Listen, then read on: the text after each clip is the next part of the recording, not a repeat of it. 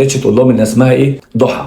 فبعد كده اطمنت لهم وراحت معاهم. بس طبعا سمر نديم بتقول لما عرفت ان هي محتاجه لدار رعايه بعتها، لان هي طبعا الدار اللي هي كانت عندها اللي هي فيها دار يعني لكبار السن وكده، ولكن بعد كده اخدتها وعالجتها وقعدتها معاها في الدار لحد طبعا ما حصلت المشكله اللي طبعا كلنا سمعنا عنها والدار اتقفلت.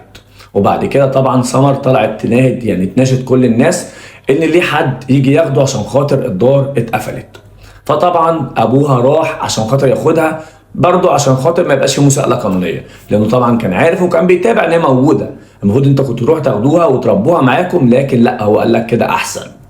اخدوها والبنت طبعا قعدت معاهم حوالي مده بسيطه، ولكن هربت طبعا بسبب المعامله تاني. اخواتها طبعا متجوزين.